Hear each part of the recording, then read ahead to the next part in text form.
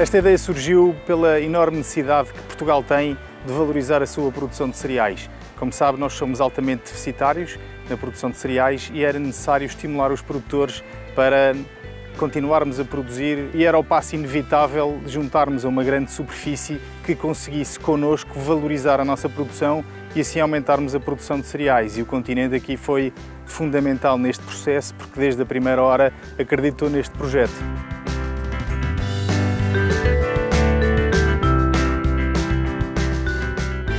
Envolve a grande maioria dos produtores de cereais em Portugal, porque nós temos 5 grandes OPs que trabalham estes cereais e quase todos os produtores têm interesse em valorizar a sua produção. No primeiro ano teve um sucesso enorme, o consumidor com grande aderência a este projeto também e a comprar muito o pão com os nossos cereais, e de ano para ano o consumo tem vindo a aumentar. O caminho foi-se fazendo com 300 toneladas no primeiro ano, em 2017, julgo eu que começámos, até agora que já estamos com 4.000 toneladas anual.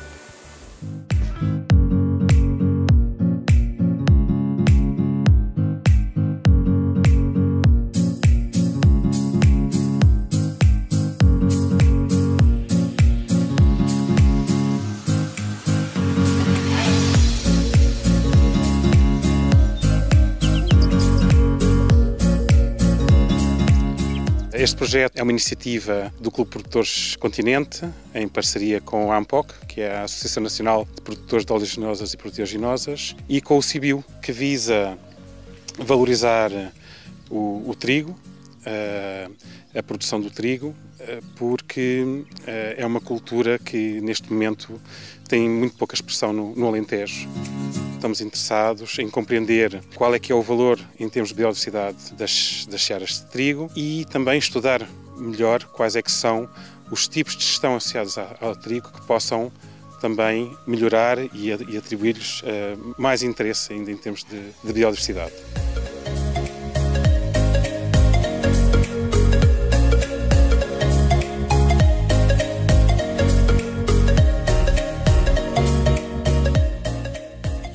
Há especificamente uma componente do projeto que é dirigida a uma espécie em particular, que é a águia caçadeira, que é uma espécie que está muitíssimo ameaçada.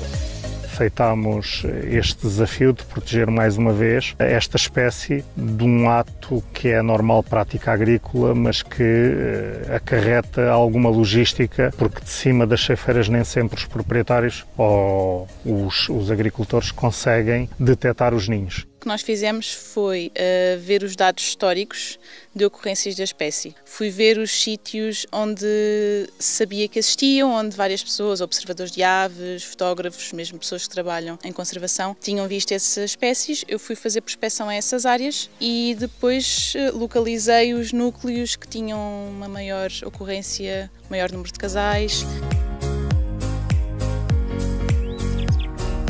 Quem está a produzir carne de vaca necessita de alimentar o gado bovino e com isso há uma área muito grande que é semeada, principalmente aveias, mas que é depois cortada precisamente durante o período em que as aves têm crias ou ninhos. E isso traduz-se num conflito muito grande com aves que nidificam nestas áreas. Esta especialização leva a que haja necessariamente a uma redução de habitats para as aves. Há também uma outra consequência direta, é de que os cereais reduziram drasticamente.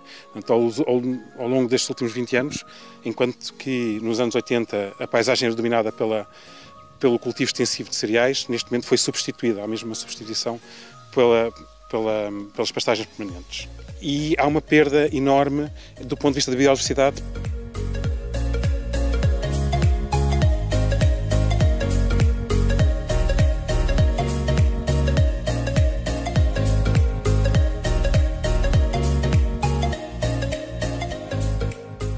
Esta espécie chega a Portugal em meados de março, abril, para se reproduzir. Então, muitas vezes, os animais que nós vemos estão simplesmente ainda a chegar da migração e ainda a tentar encontrar um sítio para se reproduzir.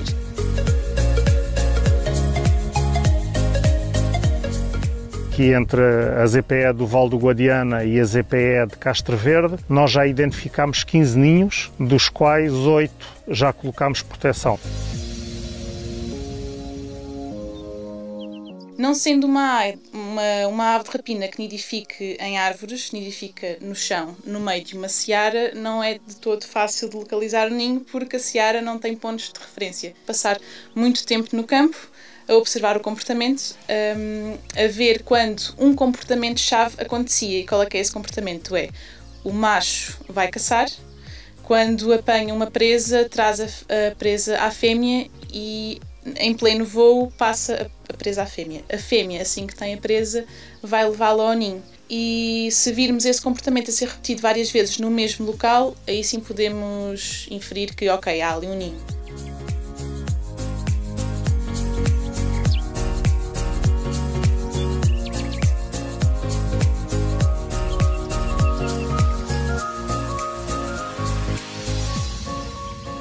Nós vamos ao local, pegamos na cria, colocamos uma anilha metálica com um número que é igual ou idêntico ao nosso bilhete de identidade.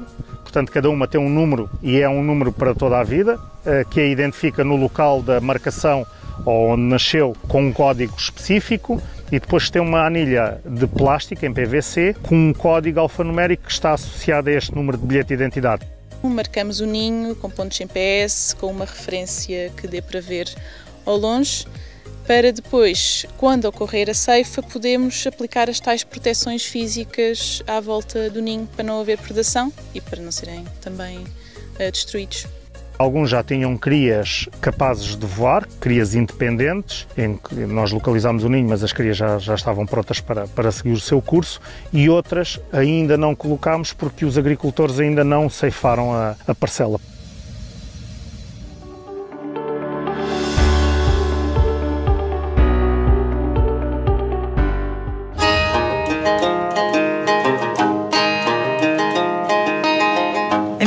Vamos começar pelo início, que é assim que deve tudo começar.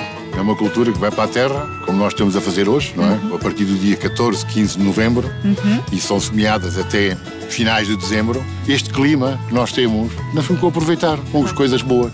E não haja dúvida que as farinhas que saem destes trigos, que são farinhas que não precisam de ser muito elaboradas, dão um pão espetacular.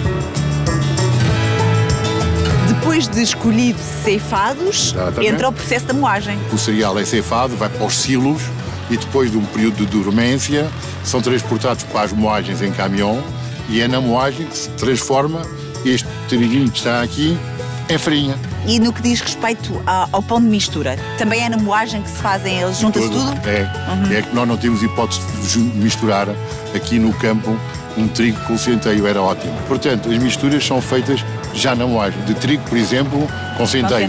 E a farinha que sai desta moagem tem outros fins para além do pão? Se parte do segredo do pão está na apanha e na moagem do cereal, a outra parte está no próprio fabrico. Apesar de ser feito apenas com farinha, água, levedura e sal, há toda uma ciência que está nas mãos do padeiro. Com os produtores de cereais do Alentejo, onde eu estive, produzimos todo o nosso pão de trigo com um cereal 100% português. Uma garantia de qualidade e de escolhermos o que é nosso. Que é nosso, claro.